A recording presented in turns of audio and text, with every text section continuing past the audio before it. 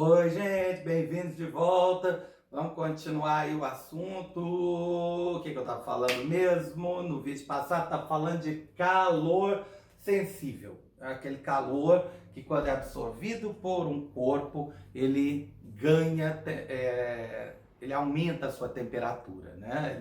Ou quando ele é perdido, ele diminui a sua temperatura. Agora eu vou comentar aqui sobre calor latente. Nem sempre o corpo, quando ele recebe calor, ele muda a temperatura. Isso, em geral, os alunos têm uma forte dificuldade de acreditar. É porque na prática a gente tem que fazer uma demonstração experimental para fazer isso. Qual a demonstração mais fácil que dá para fazer? Você pega a água, coloca, né, numa panela, liga lá o fogão, ou seja, a água está recebendo calor. Claro, num primeiro momento a água vai receber esse calor e vai usá-lo para aumentar a agitação das moléculas, ou seja, vai aquecendo, é um calor sensível. Mas vai chegar uma hora, quando chegar a 100 graus, a gente diz 100 graus, mas na verdade depende do lugar. 100 graus é no Rio de Janeiro, né, ao nível do mar. Aqui em Brasília é uns 96. Mas tudo bem, vamos falar 100 graus. Quando a água chegar a uns 100 graus, ela vai começar a ferver. A gente vê, né, a formação de bolhas, coisa e tal.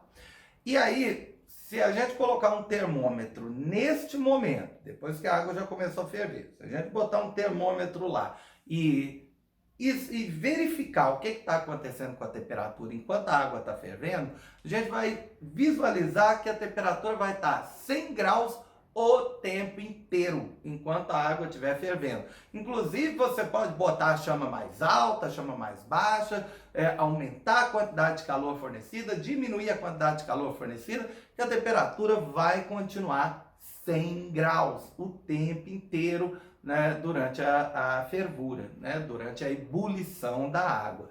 Portanto, nesse momento a gente está vendo que está acontecendo alguma coisa com a água. Claro, ela está fervendo, mas a temperatura não está mudando. Parece uma coisa incoerente, né? Ué, mas calor e temperatura não são a mesma coisa? Não são, né? O calor é um fluxo de energia térmica, mas como essa energia é aproveitada pelo corpo, pode ser de duas formas. Uma é a que a gente discutiu no vídeo passado, a temperatura aumenta, e a outra é a mudança de estado. Mudança de estado. Mudar de estado não é ir de Tocantins para Bahia. Essa piada é péssima, sempre foi. Ninguém nunca ri disso quando eu falo em sala. Quem sabe a pessoa ri agora no vídeo, né? Mas a mudança de estado que eu estou falando é a mudança de estado físico. Então, por exemplo, a água está no estado líquido, né, da matéria. O vapor da água está no estado gasoso. Quando a água está em ebulição, né, está lá na ferveção, literalmente, a água está mudando de estado. E para isso, ela precisa receber calor. Ou o contrário, né? A gente vai, coloca o gelo na geladeira, quer dizer, coloca o gelo na geladeira, coloca a água no refrigerador, né, no congelador, para produzir gelo. Ali a ideia é que, primeiro, a água, novamente, vai ter que esfriar, porque normalmente a água da torneira está uns 20, 25 graus, ela vai ter que esfriar. Então tem essa primeira etapa que é sensível, né? O calor está sendo perdido, mas a água está esfriando. Agora, quando a água chegar a 0 graus, ela começa a congelar. E aí é interessante que o gelo que vai sendo formado também está a 0 graus. Às vezes a gente acha que não, mas o gelo vai estar mais frio do que isso. Vai se a gente deixar lá, né? Depois de um tempo, depois que a água congelar inteiramente, formar um gelo a 0 e você mantiver lá no freezer, é claro que aí a temperatura vai baixando, você vai conseguir criar um gelo lá a menos 10, menos 15, dependendo da potência do seu freezer. Mas durante esse processo inicial do congelamento, a água vai estar a 0 e o gelo formado vai estar a 0 também. Então, essa é uma outra situação de mudança de estado. Agora é a água líquida passando para o estado sólido. No caso, envolve uma perda, né, de calor. Em compensação, no caso da ebulição, envolve um ganho de calor.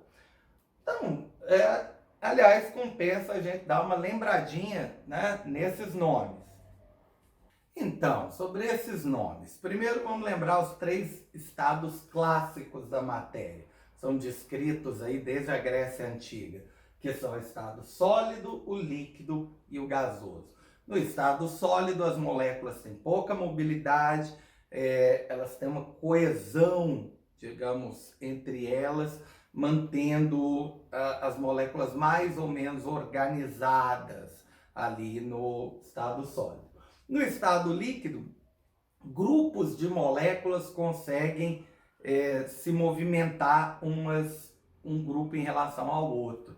Existe ainda uma coesão molecular, mas você tem essas, digamos, bolhas, né, de moléculas que vão se misturando umas com as outras. E no estado gasoso, a desorganização é total. As moléculas têm absoluta liberdade individual para ir para onde elas querem. Tá?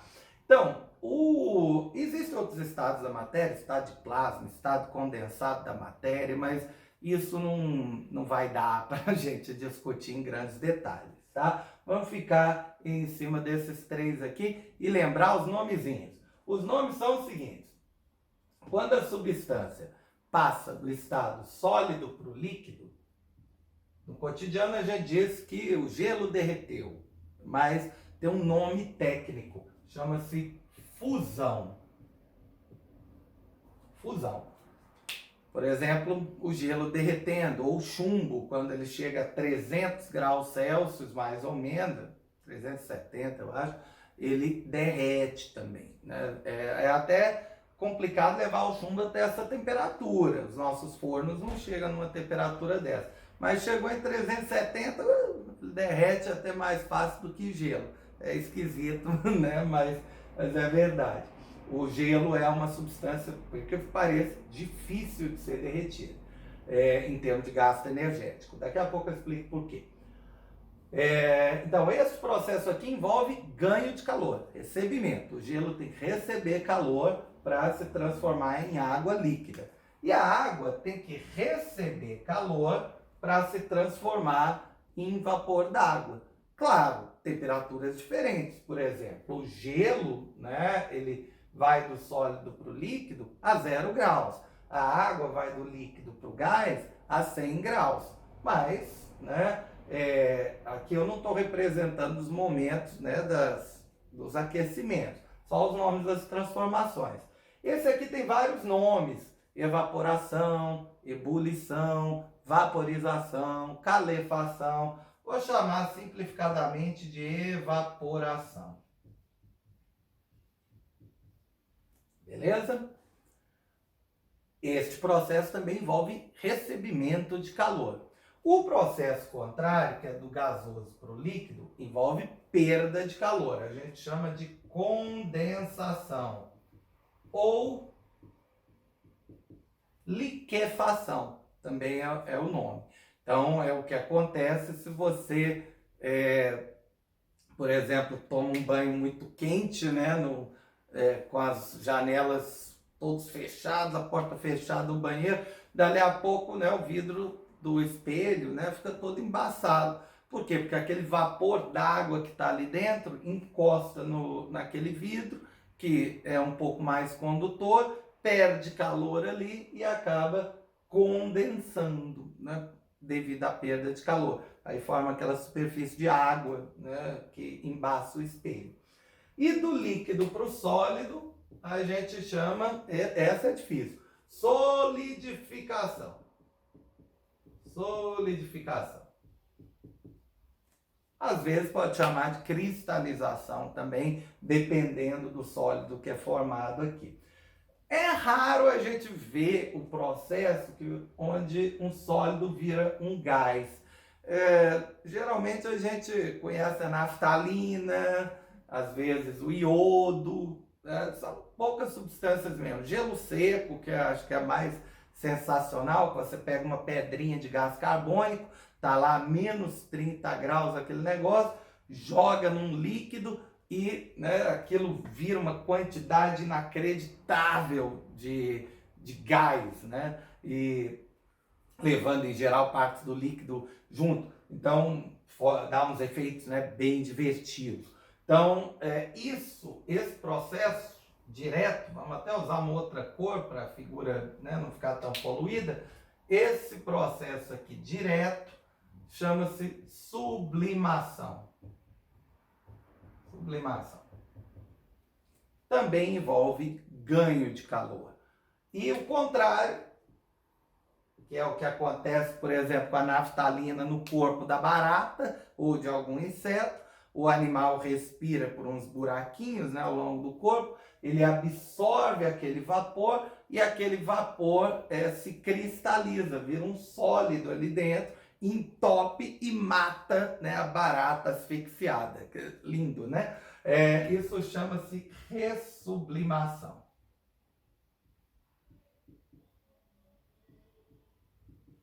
Ressublimação. Beleza?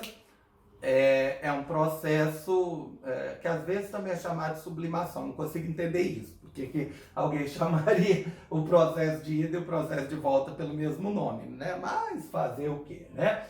Então, se você lembra então agora desse processo, esse de ganho e esses de perda de calor, a gente pode ir agora para... Claro, o que está faltando aqui? O que está faltando? O que está faltando numa aula difícil? A fórmula. Então, coloquei a formulinha aqui. Q igual a ml, calor, massa, e esse L é uma constante. Novamente, não é exatamente uma constante, chama-se calor específico latente. O outro chamava calor específico sensível, né? Lembra lá da outra fórmula, o QMC delta T. Esse aqui chama-se calor específico latente. Normalmente as pessoas memorizam isso aqui pelo fantástico macete que eu aprendi em 1990 e repasso para vocês. Que macete, que mole. Ou que macetão, que melão, que é para rimar. Ficou péssimo. Mas voltando aqui. Esse L, gente, ele representa a dificuldade de derreter, vaporizar, condensar, solidificar, sublimar uma substância. Ou seja, a dificuldade da substância passar por certo processo. Por isso que os valores variam novamente para a mesma substância. Por exemplo, se eu for falar do calor de fusão da água, é 80 calorias por grama.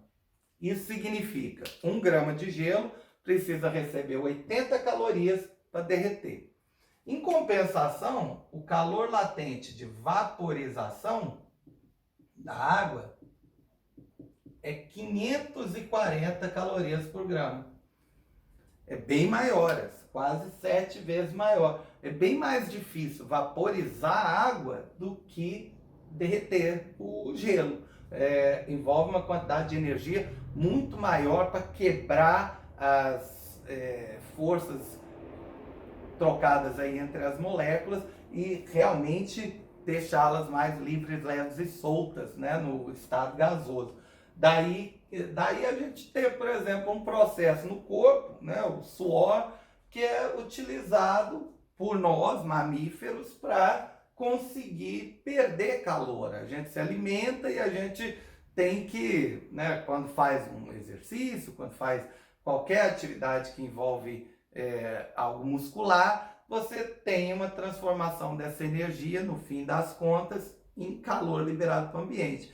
E quando você está fazendo exercício, né, numa frequência muito elevada, você precisa perder esse calor com muita rapidez. Então você sua desesperadamente, porque cada grama de água que evaporar, lá vai 540 calorias junto. Isso, na verdade, dá meio quilocaloria, né? Para você queimar 1 quilocaloria, você tem que suar uns 2 gramas e esses 2 gramas evaporarem, tá?